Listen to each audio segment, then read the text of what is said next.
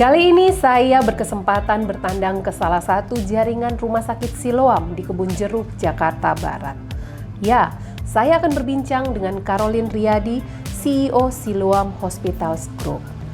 Yuk ikuti saya, Maria Yuliana Benyamin, dalam Coffee Time with Mai.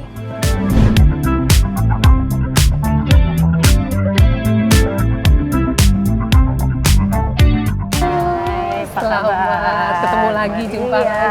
Selamat Senang datang banget. ya Iya, di terima Siloam kasih, Kebun terima Jeruk kasih. ya. Terima kasih. Oke, kita jalan-jalan ke mana?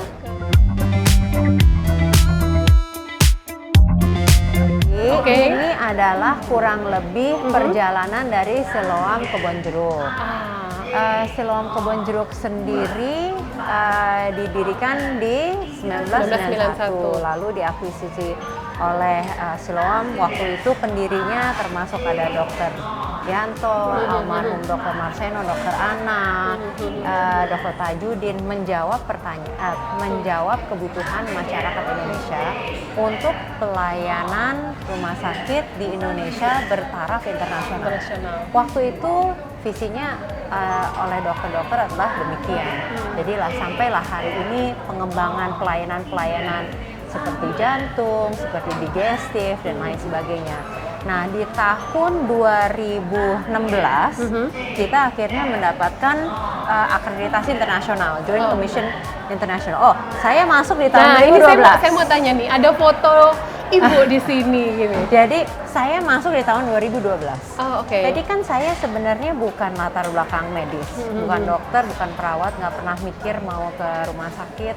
Tapi saya tinggal deket sini, lalu sering komplain tentang rumah sakit ini. Dulu sering bawa anak, terus saya diberi kesempatan untuk memimpin di sini. Dari ayah mengatakan, ya udah jangan komplain terus, coba masuk. Sepertinya kalau masuk mungkin you can make a difference. Jadi saya pikir oke lah, saya coba deh masuk. Nah, saya juga nggak tahu, tiba-tiba saya tanya, Pak kira-kira di sana nanti kerjanya apa? Terus kata Papa, ya boleh ngerjain semuanya, because nanti you're going to be CEO there, gitu. Saya kaget banget gitu, tapi dan dimulai dari saya nggak tahu apa-apa, tetapi juga belajar bersama-sama dengan dokter yang ada di sini, bersama dengan perawat-perawat dan bersama dengan tim yang sini yang ngajarin saya. Jadi saya belajar tentang quality, tentang bagaimana melayani pasien. Patient centric itu seperti apa, quality improvement itu seperti apa. Ya, jadi perjalanan ini yang kita jalankan bersama-sama, benar-benar sama-sama belajar. Ya, karena latar belakang pendidikan kan tadinya ya. Terus kemudian turunnya ke kesehatan, bukan dokter loh. Itu tapi hebat banget. Cara belajarnya seperti apa itu? Dokter tuh butuh bertahun-tahun. Iya. Menurut saya ya semua bisa kita pelajari. Dan tugas saya yang utama adalah, karena kan saya nggak mungkin operasi, saya nggak mungkin nyuntik pasien gitu ya. Jadi tugas saya yang utama adalah bagaimana saya menciptakan suatu platform, suatu lingkungan kerja yang paling kondusif untuk tim tenaga medis ini untuk bisa memberikan pelayanan yang terbaik, teamwork yang terbaik, kolaborasi yang terbaik. Nah, itu tugas saya untuk memberikan lingkungan untuk mereka bisa bekerja dengan baik. Oke, dari 2012 sampai dengan ini di 2024. Dan sekarang udah 2025, tentu banyak sekali capaian dan banyak sekali inovasi-inovasi baru tentunya. Ya, benar. Jadi ini ada di sini nih, Center of Excellence kita. Jadi contohnya kardiologi.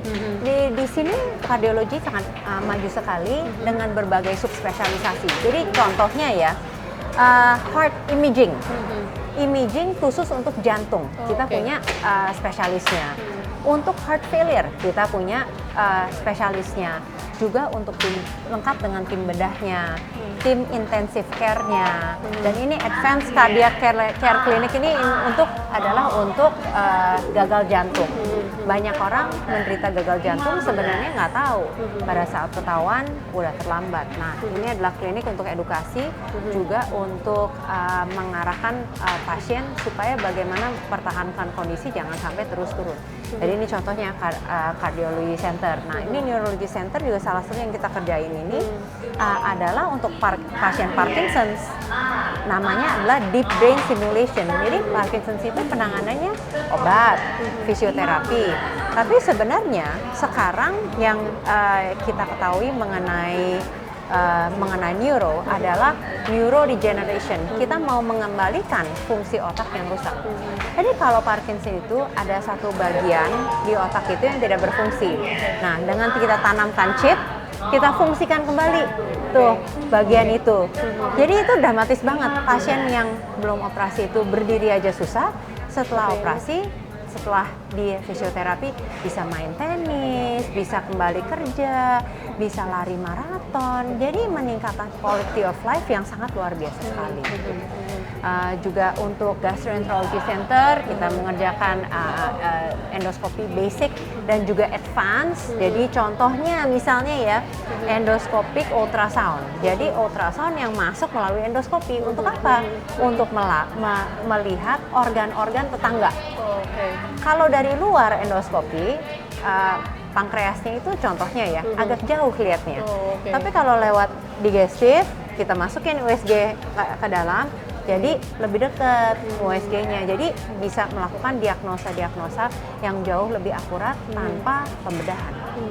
Ini salah satu yang dilakukan oleh Gastroenterology Center. Jadi di masing-masing bagian ini juga ortopedik, juga urologi juga. Kita terus mengembangkan pelayanan-pelayanan yang baru sehingga pasien bisa nyaman berobat di Indonesia. Standar ini standar dunia loh ya. Yes. Walaupun dia ada di sini, tapi semuanya standar. Dan dengan outcome yang sama dengan standar di nasional. Jadi misalnya operasi bedah jantung, misalnya ya, mortality rate-nya. Nah, mortality rate kita untuk bedah jantung itu ada di level internasional. Jadi tidak perlu khawatir bahwa oh kalau kita nggak keluar negeri itu berarti kita tidak mendapatkan sesuatu. Hey, ini dokter. Hai dok, apa kabar dok? Ya lagi sama bisnis Indonesia. Lagi ngobrol. Dokter Markus. Dokter Markus, dokter anak-anak. Oh, oke. Ya dok. Ya dok. Karena saya lama di sini, saya kenal sebagian banyak dokter-dokter yang di sini. Seperti yang saya sampaikan kalau datang ke Kebon Jeruk, ini seperti kembali ke rumah. Ini seperti kembali ke rumah karena melihat perjalanan lewat 13 tahun terakhir yang luar biasa sekali dengan dokter-dokter yang sangat luar biasa dan sangat care ke pasien. Coba kita lihat pediatrik ya. Boleh. Pediatrik. Jadi ini adalah ruang pediatrik yang baru kita renovasi dan di sini datang ke rumah sakit itu sesuatu yang tidak menyenangkan untuk anak-anak. Dewasa aja nggak menyenangkan. Jadi yang saya inginkan adalah bagaimana caranya setiap kali pasien masuk ke rumah sakit, setiap aspek dari rumah sakit itu healing. Nah, ini adalah tujuan kita. Bagus kan? Wow, Bagus banget. nice ya. Oh iya, udah berasa di. Iya. Oke. Ya benar. Bagus, jadinya bagus. Iya. Yuk dokter, duluan ya dok Dokter ya. selamat bertugas. Ini ruang cath lab kateterisasi. Coba lagi ada pasien nggak? Kayaknya mungkin iya. Halo, ada pasien? Ini cerita-cerita bayi-bayi yang survive meskipun dengan kondisi yang cukup berat. Nah, NICU yang di sini, jadi merayakan ulang tahun yang ke-15. Pasien-pasien yang lama itu kita undang semua. Datang ke sini. Jadi happy banget karena sebagian pasiennya bahkan udah remaja. Jadi anak saya juga pernah dirawat sini. Waktu itu saya melahirkan anak yang ketiga, terus pulang, kok nggak mau nyusuin, terus malam tuh tidur, terus nggak bangun. Tadi kita pikir, wah pinter ya, nggak bangun-bangun, ternyata kuning. Terus waktu dibawa ke dokter Marceno, katanya, oh ini harus masuk NICU. Jadi akhirnya masuk NICU. Aduh saya sedih banget lihatin anak saya harus masuk ke NICU. Tapi dengan tim yang luar biasa ya habis itu cepat pulih.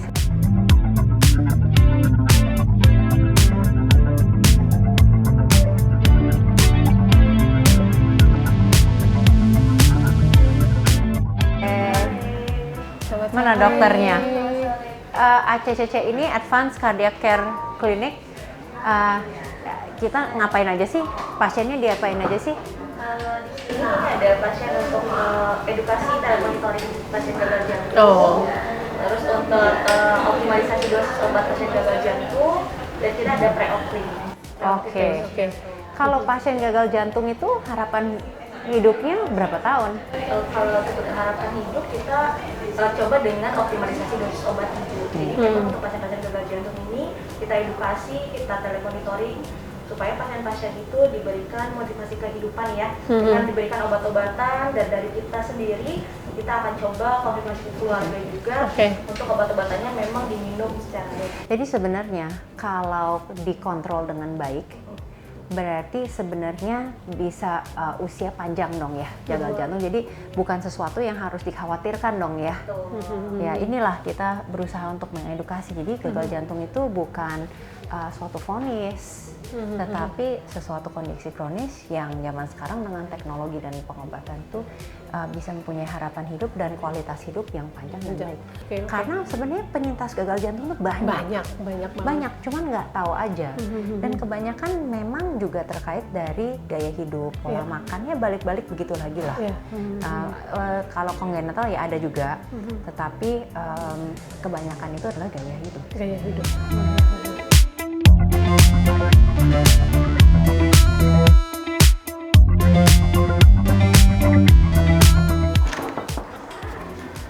Oke, ini alat yang lama ya, situ yang baru ya. Iya, tapi ini ruang endoskopi. Di sini kita ada 2 alat endoskopi. Oke, dulu. Nah, 2 alat endoskopi. Ini yang pertama, yang situ yang kedua. Jadi kita lakukan endoscopic ultrasound tadi ya. Terus juga untuk ERCP. Jadi misalnya mecahin batu lewat endoskopi. Jadi banyak hal sebenarnya kalau kita lewat saluran pencernaan, jadi kita juga nggak usah buka. Jadi minimal invasif, lebih nyaman untuk pasien, pemulihannya juga lebih baik gitu ya. Nah di sini ini teknologinya cukup lengkap untuk tindakan-tindakan endoskopi. Awal harus. Oh, jadi di sini endoskopi di sini sebagai bagian dari pengecekan kan kita mengerti bisa sebagian dari pengecekan. Jadi ada juga orang yang mungkin ada masalah kronis, mau ditelusuri lebih lanjut, dibawa ke endoskopi. Tetapi kita juga jangan menunggu ada keluhan baru kita endoskopi. Di atas usia tertentu harusnya kita sudah rutin untuk periksa. Kebanyakan apa yang diperiksa ya biasanya adalah untuk screening kanker. Bu Maria kapan terakhir medical check up? Kapan ya? Udah lama banget.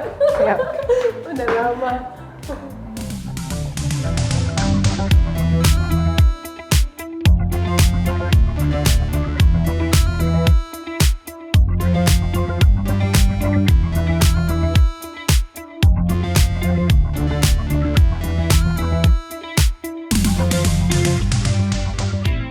Nah, jadi kita mau tahu apa nih? Nah, aku pingin tahu banyak banget. Tadi udah keliling-keliling rumah sakit, udah lihat semua bagian gitu ya. Bagian-bagian yang juga saya juga belum pernah masuk gitu, tapi tadi akhirnya melihat dengan mata kepala sendiri.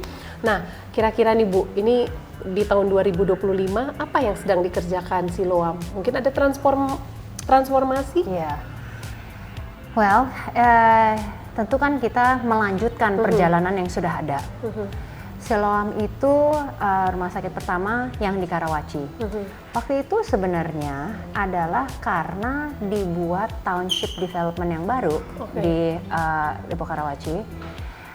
Dan berapa ya, 30 tahun yang lalu ya, berarti kan di Karawaci belum ada apa-apa, kosong. Lalu kita pindah ke sana, ke township yang baru ini, yang jalan dari tol aja masih belum ada jalanan ke rumah. Dan mulai ada mall, mulai diadakan rumah sakit, terus sekolah duluan. Jadi sebenarnya itu rumah sakit yang pertama tuh cikal bakalnya seperti itu. Nah, Pak Mokhtar tuh terus berpesan bahwa rumah sakit itu untuk melayani masyarakat. Gimana caranya untuk menciptakan layanan dengan kualitas Singapore Airlines dengan harga McDonald. Wah, susah berat banget itu ya. Itu berat banget. Dan dari awal di rumah sakit itu Pak James juga udah pesan-pesan, pokoknya kita harus quality, harus baik, karena satu hari kita pun juga akan harus harus pakai pelayanan yang ada di Siloam Karawaci. Jadi dimulai dengan komitmen terhadap quality. Nah, di Siloam Kebonjeruk kan akuisisi ya. Juga Siloam Kebonjeruk itu waktu pertama didirikan hampir 30 tahun yang lalu, itu kan orang bilang katanya Kebonjeruk itu tempat jin buang anak katanya. Udah, pokoknya di luar kota deh, pokoknya kalau Kebonjeruk. Jadi nggak pernah disangka bahwa daerah barat ini akan sedemikiannya berkembang. Lalu berkembanglah ke rumah sakit yang lain. Dan ada masa pertumbuhan yang sangat pesat sekali antara 2010 sampai 2020, kita dari 4 rumah sakit menjadi 40 rumah sakit di dalam kurun waktu 10 tahun. Jadi cepat sekali pertumbuhannya. Tentu banyak tantangan karena tentu kekurangan dokter, kekurangan manajemen dan lain sebagainya, sistem juga belum ada. Dan juga kita baru selesai suatu strategi 5 tahun di mana kita fokus 4 hal. Kita fokus pengembangan rumah sakit yang sudah ada. Kita terus kita kembangkan. Kita perkaya, kita kembangkan pelayanan-pelayanan yang lebih canggih lagi. Kita investasikan alat-alat yang lebih canggih. Yang kedua, kita terus melakukan pengembangan. Yang ketiga, kita melakukan pengembangan medis. Yang keempat, kita melakukan pengembangan digital. Nah, sekarang kita diambang untuk memasuki suatu strategi yang baru. Jadi kita memasuki suatu fase yang baru di mana kita namakan Siloam Next Generation Siloam atau NGS. Jadi kita fokus pada 3 hal, 3 pilar. Yang pertama adalah kita fokus mengembangkan SDM dan saya sebut ini sebagai people first pillar. Karena di rumah sakit mau masukin infus, mau lakukan tindakan, sterilisasi dan lain sebagainya, ini masih dilakukan oleh tenaga kesehatan yang ada. Jadi masih mengandalkan manusia yang ada. Dan saya harus katakan bahwa kekuatan Siloam itu ada pada manusia-manusianya. Jadi kalau nggak ada manusianya, nggak ada dokter-dokter spesialisnya, nggak ada perawatnya yang sangat handal. Ya sebenarnya kan cuma gedung doang ya. Semua orang bisa bangun gedung, semua orang bisa invest equipment, itu gampang. Tetapi membangun manusianya ini yang susah. Jadi ini adalah kalau kita mau berhasil, ini adalah kunci keberhasilannya. Kita harus fokus mengembangkan, memberdayakan, support orang-orang yang kerja di dalam rumah sakit. Jadi ini pilar yang pertama. Yang kedua adalah kita melakukan segmentasi. Kenapa kita melakukan segmentasi? Supaya kita bisa melayani lebih baik dan kita lebih relevan terhadap masyarakat yang kita layani. Indonesia ini kan sangat beraneka ragam. Ada masyarakat yang sangat mampu sekali, yang ke luar negeri atau kemanapun di luar negeri juga pun mampu. Tetapi mereka minta nyaman, cepat dan lain sebagainya ya. Pokoknya servis yang sangat tinggi sekali. Ada masyarakat yang bukan segmen premium, tetapi masih mampu untuk membayar di luar BPJS. Mungkin pakai jaminan asuransi, mungkin pakai jaminan perusahaan, mungkin pakai tabungan sendiri, tetapi masih price conscious ya, lihat harga gitu ya. Kemampuan bukan tak terhingga. Nah, kita sebut sebagai mainstream atau value seeker. Dan segmen yang ketiga ini memang segmen BPJS di mana pemerintah sangat mengambil bagian untuk membuka akses di seluruh Indonesia. Nah, jadi dimanapun Siloam berada, kita harus menyesuaikan. Kalau memang segmen di tempat tersebut adalah segmen BPJS, kita harus layani.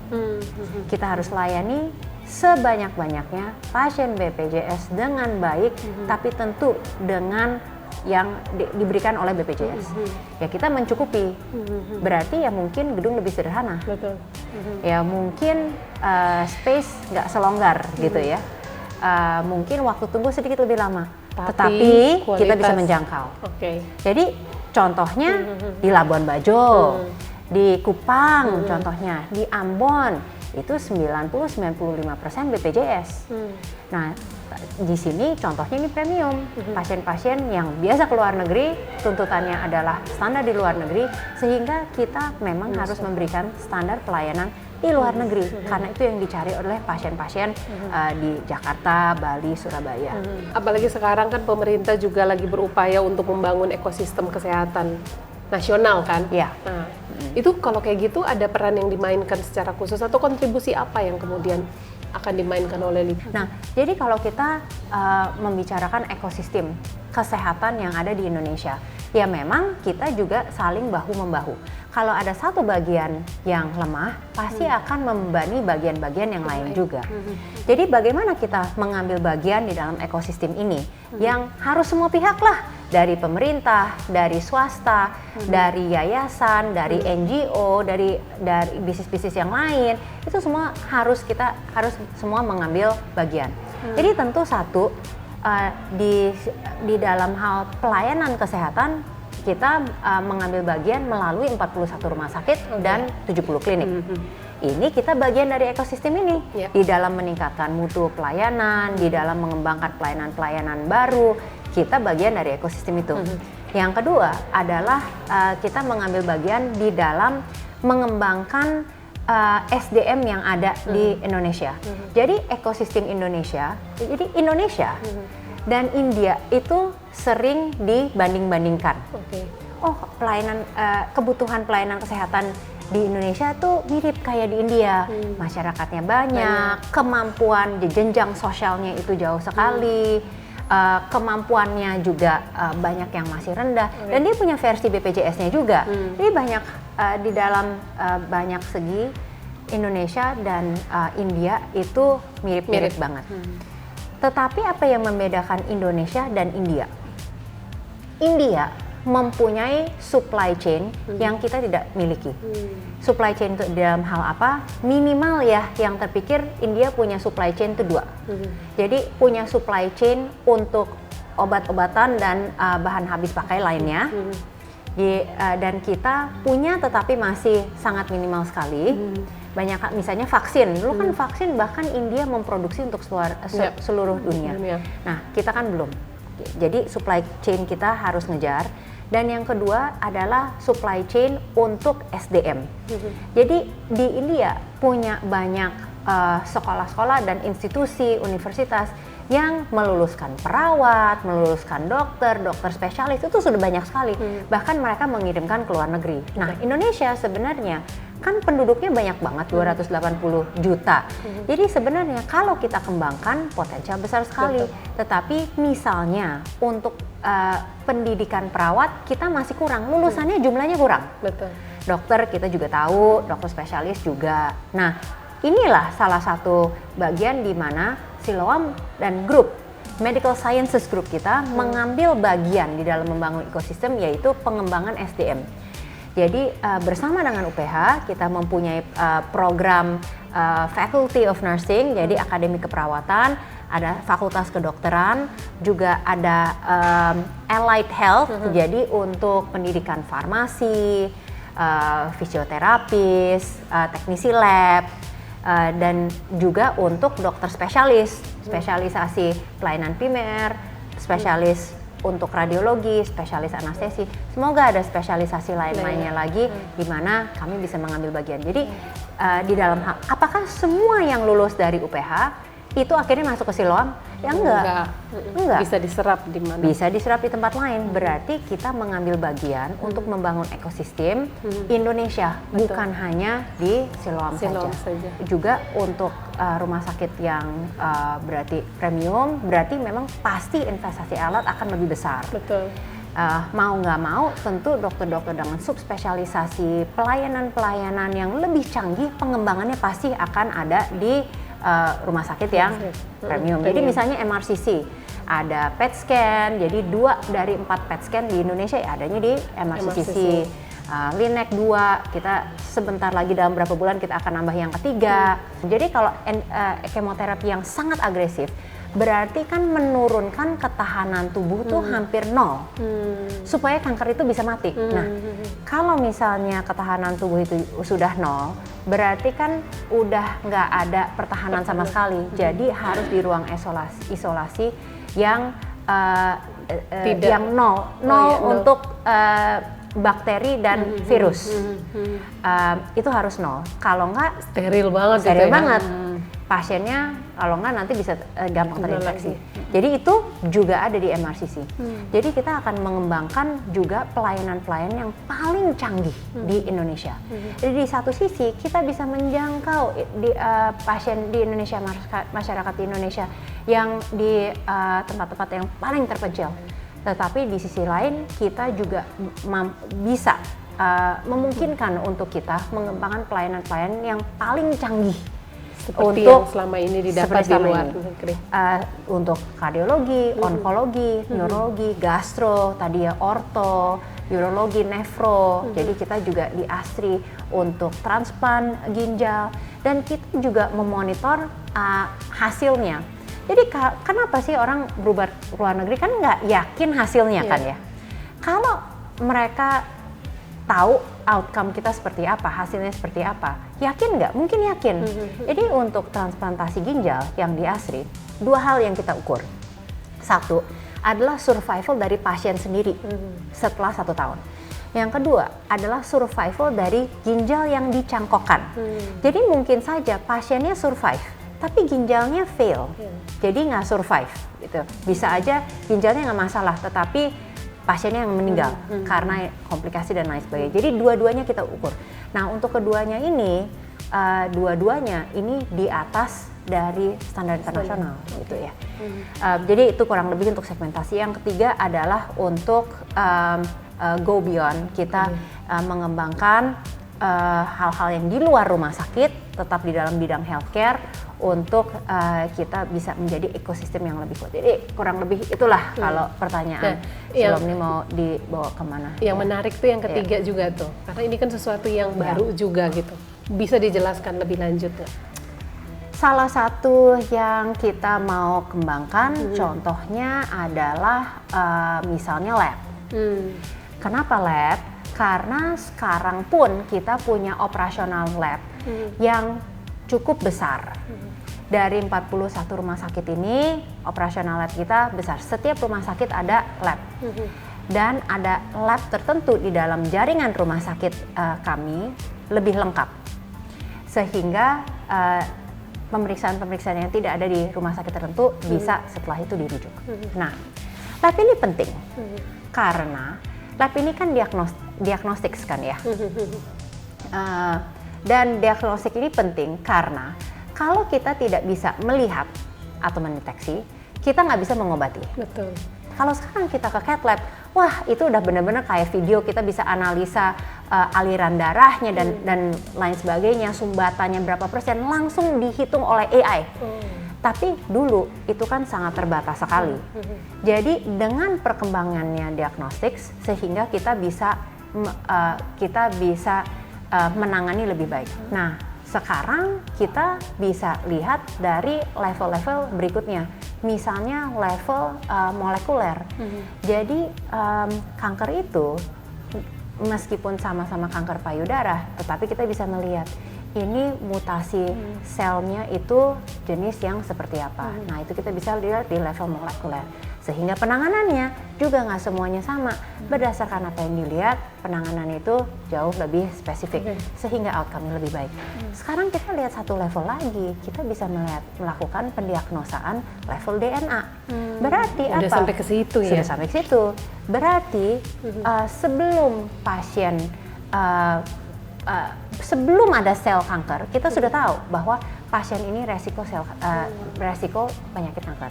Pasien ini lebih rentan terhadap gagal jantung. Nah, itu kan sebenarnya bisa ditelusuri ke level DNA-nya. Dan bahkan sekarang sudah ada teknologi untuk merevisi DNA. Coba ya. Jadi sampai DNA revisi. Yes.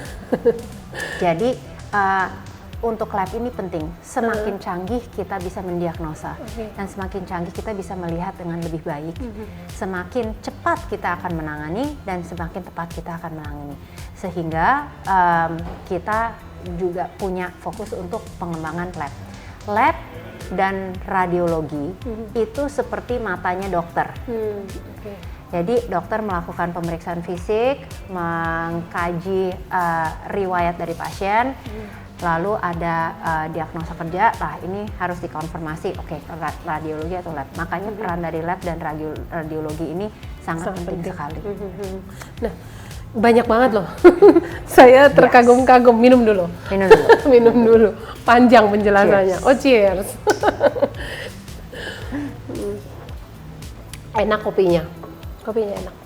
Black coffee. Dari expert coffee baru bisa menilai ini kopi enak apa enggak. Enggak lah, enggak expert banget.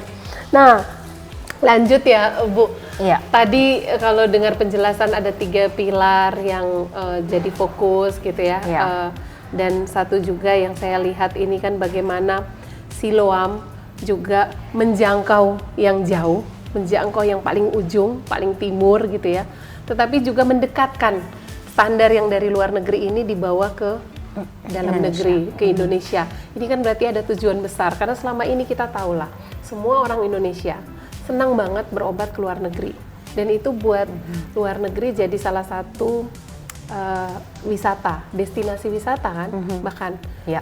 Nah, apakah di Indonesia ini tidak bisa, atau bagaimana Siloam mengambil peran ini untuk kemudian menciptakan ekosistem kesehatan yang unggul di Indonesia supaya semua orang ya sudah stay di Indonesia aja dan berobat di sini.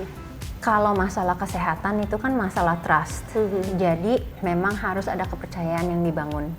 Dan itu pasti makan waktu karena kita mempercayakan kesehatan dan tubuh kita pada saat kita masuk ke rumah sakit. Jadi itu bukan sesuatu yang bisa dipaksakan sehingga butuh waktu.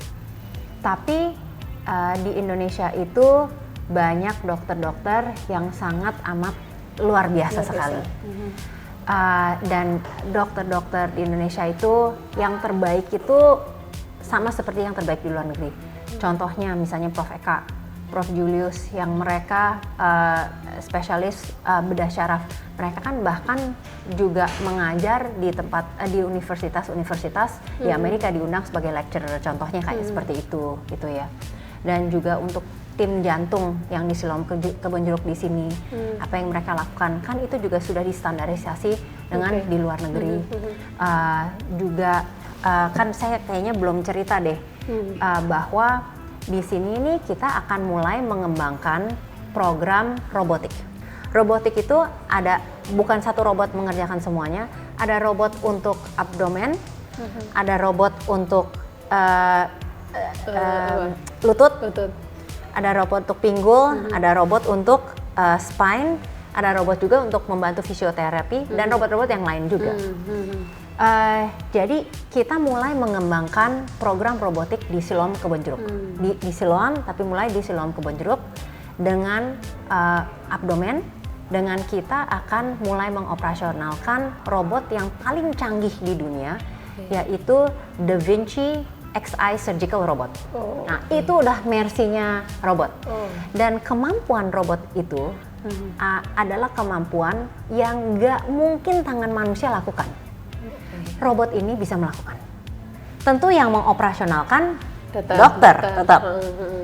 Tetapi dengan kemampuan yang jauh lebih baik, penglihatan yang jauh lebih baik, presisi dan juga teknologi-teknologi yang lain, mengurangi tremor dan lain sebagainya.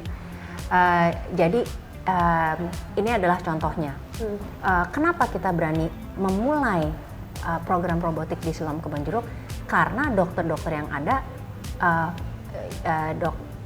karena spesialis yang ada di sini, dan juga untuk karena hal yang sudah dikerjakan di sini, kita berani memulai untuk surgical robot di sini. Dan tentu kita akan ke Siloam-Siloam yang lain juga. Nah, kita akan memulai program robotik untuk brain. Itu yang pertama kita akan lakukan di Siloam Karawaci. Kenapa? Karena sesuai dengan keunggulan yang ada di Siloam Karawaci, yaitu adalah otak. Gitu. Berarti nanti kalau misalnya terkait cancer ada di MRCC. Iya, benar. Jadi kalau kita lihat kemampuan dokter-dokter kita, katanya yang saya sebutkan untuk transplant, Prof. Endang, Prof. Nur Rashid, dengan outcome yang sudah saya lihat itu saya berani mengatakan bahwa kita standarnya adalah standar internasional. Nah, tapi memang ini butuh waktu untuk trust itu kembali, sehingga kita harus memberikan waktu untuk masyarakat Indonesia yang mulai melihat. Kita juga akan mulai publikasi outcome. Jadi bagus apa enggak gimana? Di dunia kesehatan itu lucunya. Kita tuh pasien tuh masuk kadang-kadang nggak tanya tentang quality kan. Itu tanya dokternya siapa, kita lihat oh kayaknya nih dokternya pinter nih kayaknya, yaudah deh ayo kita operasi gitu ya. Tapi jarang kita tanya tentang quality. Nah, kita juga mau mengedukasi masyarakat, kita sudah mulai mengumpulkan clinical outcomes dan kita akan mulai publikasi. Sehingga kalau masyarakat mau menilai apakah kita sudah cukup baik, tinggal lihat outcome-nya aja, hasilnya dong. Betul. Terlebih lagi harusnya kita melihat bahwa ini suatu kepercayaan. Kita jangan sia-siakan kepercayaan yang diberikan oleh masyarakat. Karena kalau udah trust itu nggak ada terhadap rumah sakit, nggak mungkin ada orang yang mau datang, nggak mungkin. Kalau barang lain mungkin orang mau coba-coba, kalau rumah sakit pasti orang nggak coba-coba kalau nggak trust. Tapi kalau kita melakukan hal-hal yang tepat, kan harusnya akan tercermin di dalam clinical quality ini yang bisa diukur. Kita akan mulai mempublikasikan itu, semoga memberikan keyakinan kepada masyarakat bahwa apa yang mereka dapatkan di dalam negeri itu sama dengan apa yang mereka dapatkan di luar negeri. Amazing. Keren banget nih. Nih, saya dari tadi tuh ini loh, lihat Bu Caroline tuh menjelaskan segala sesuatunya tuh dengan detail gitu ya, paham ya. Oke lah, tadi Ibu udah bilang bahwa semuanya bisa dipelajari gitu. Tapi saya pingin tahu belajarnya tuh kapan sih, maksudnya apakah sampai waktu saya pertama masuk ke Siloam Kebon Jeruk 1 Mei 2012. Oh, ingat ya. Waktu itu komitmen saya adalah saya akan masuk Siloam cukup 8 bulan, itu komitmen saya loh. 8 bulan aja udah selesai, jadi ya udahlah. Dan waktu saya datang, diperkenalkan kepada dokter-dokter, terus dokter-dokter bilang, ini Siloam Kebon Jeruk 18 bulan, udah ganti CEO 3 kali, yang ini kagak dokter lagi gitu ya. Waduh, sempat meragukan. Salah juga ya. Ya dan keliling kayaknya banyak banget ya nggak ngerti. Tapi ya kan kalau kita nggak mengerti kan kita bisa belajar ya, bisa bertanya. Jadi yang penting kita mau mengerti dan itu bisa dipelajari. Bukan saya aja, banyak yang nggak dari medis. Sekarang kalau bicara medis tuh kayak pasti udah seperti dokter.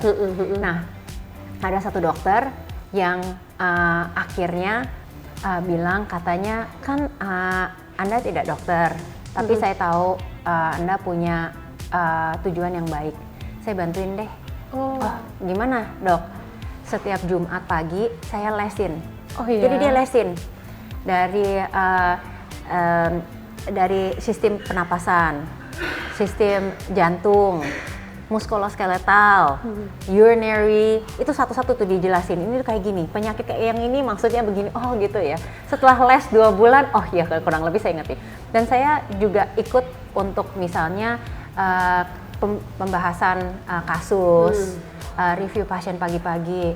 Ya kalau nggak tahu kan kita langsung Google aja ya, nanti langsung Google, terus nanti kita tanya, oh ternyata seperti itu. Jadi semua hal bisa dipelajari. Tapi ini emang passion kan ya? Passion itu kan timbul dari kita belajar dan kita melihat. Kalau kita nggak pernah terpapar, kan kita nggak pernah passion kan ya? Pasti Bu Maria sebelum ke Siloam Kebon Jeruk nggak tahu juga kan, endoskopi bisa begitu, cath lab bisa begitu. Begitu datang dan belajar dan melihat ternyata tahu kan ya. Jadi passion itu kan muncul dari kita semakin lama kita semakin banyak belajar dan semakin banyak terpapar juga. Jadi ya sekarang ya saya sangat menikmati dan saya sangat passionate. Tapi itu karena banyak belajar juga. Sebagai seorang perempuan, ini ada di industri, oke lah ini industri juga bukan industri yang ini industri yang general lah. Perempuan, laki juga semua bisa di sini. Tapi ini Bu Carol di sini sebagai CEO, memimpin banyak orang, memimpin transformasi, apalagi tadi ada PR besar NGS, Next Generation Siloam. Nah, Apa sih kesulitan terbesar? Sebagai wanita? Enggak, saya nggak Nggak ngerasa ada kesulitan. nggak ada. Ini keren nih berarti nih. Jadi nggak pernah ada kesulitan sama sekali. Challenge apapun nggak ada. Mungkin challenge terbesar adalah mengatur waktu ya di rumah oke. ya. Tapi Enggak, tadi kalau saya lihat Bu Khairul tuh jalannya cepet sampai kami aja keteteran gitu. kata ngkong saya, kalau jalan cepat, makan cepat, berarti kerja cepat. Oke. Berarti mereka juga harus dikasih tahu nih. Tapi mereka bawa beban kamera kan. Oh gitu. Iya. Manage waktunya gimana? Kesulitan saya yang terbesar sebagai ibu yang bekerja ya tentunya pasti mengatur waktu dengan anak-anak. Tetapi justru di situ saya melihat ada kesempatan untuk kita juga berbagi dengan anak-anak kita. Kesulitan yang kita hadapi apa yang kita lakukan di dalam pekerjaan supaya mereka juga ikut bangga.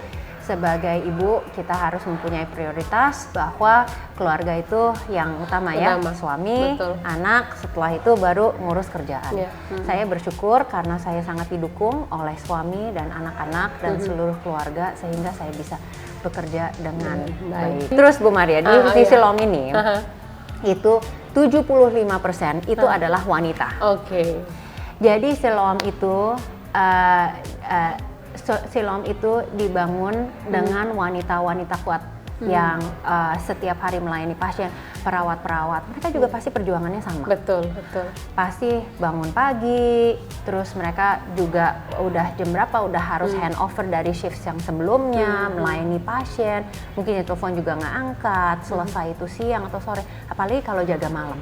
Jadi saya tahu pasti perjuangan mereka luar biasa. Tetapi karena komitmen mereka untuk melayani pasien dan panggilan untuk mereka melayani pasien, mereka tetap melayani pasien meskipun mereka harus meninggalkan keluarga. Jadi Siloam itu banyak sekali wanita-wanita yang sangat perkasa dan tangguh.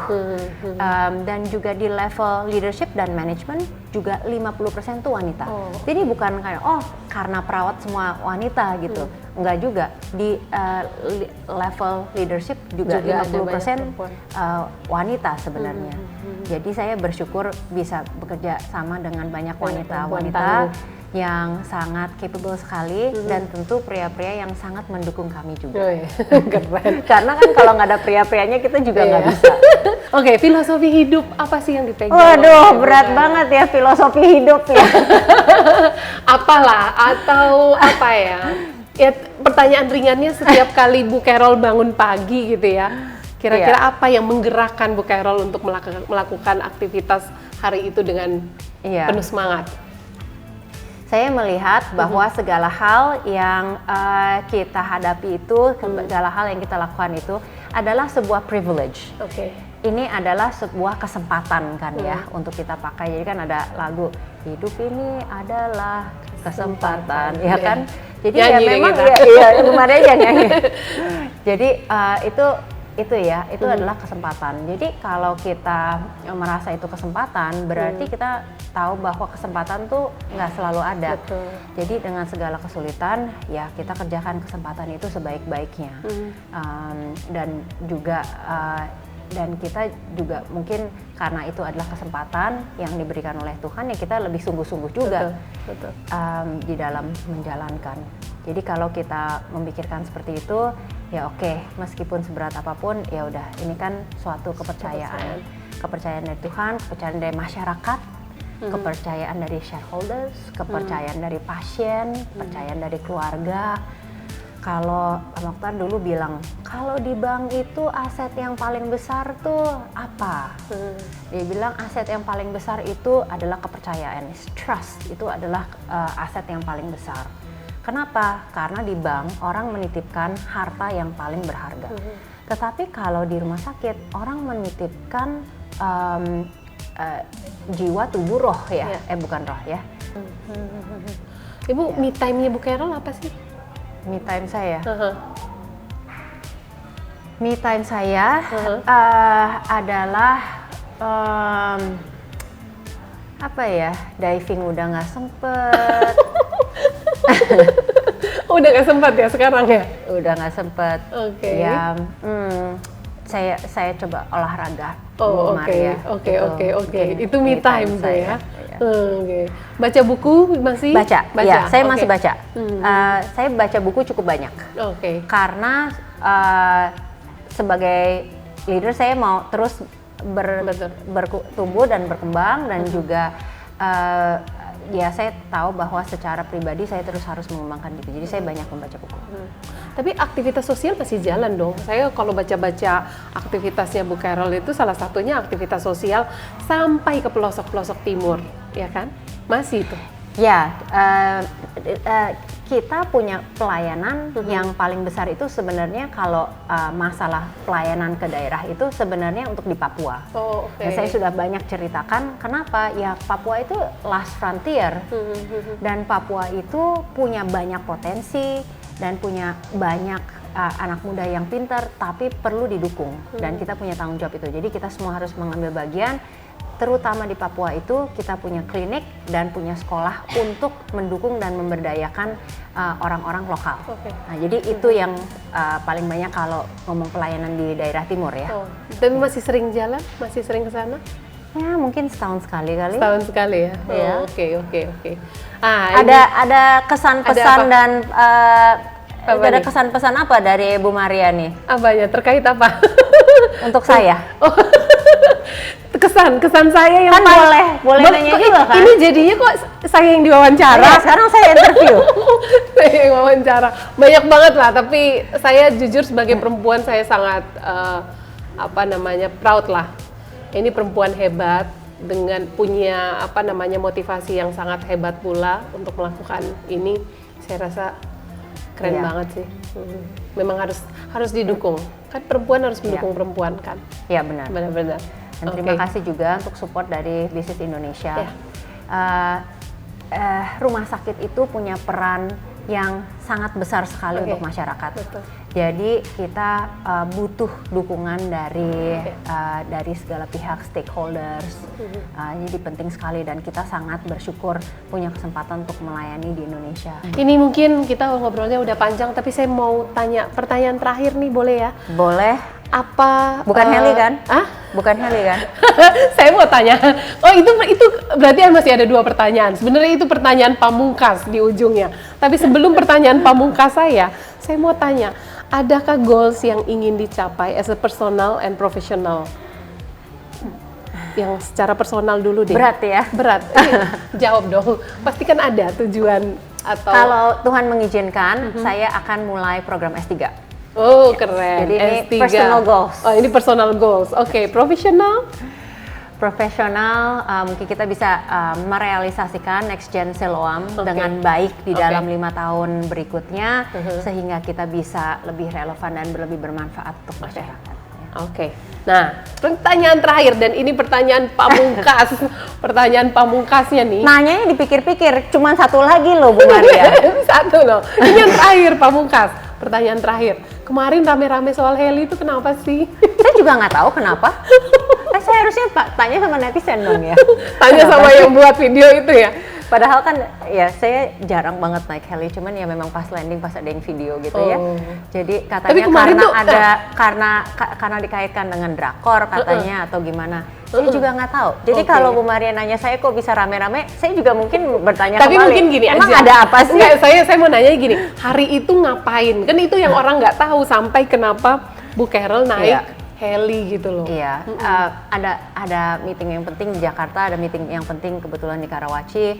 Dan dengan itu waktu dua-duanya yang sangat terbatas dan nggak mungkin satupun dibatalkan. Jadi ya kita pakailah kesempatan untuk bisa menghadiri kedua acara dengan heli dan padahal jarang ya, jarang Bu Maria. Karena digambarkan kayak itu yang film Korea yang kayak mau pergi pulang pakai bener-bener enggak. Heli itu jadi paling sering kalau di Siloam itu biasanya kita pakai untuk evakuasi pasien. Jadi kan kita punya Medivac.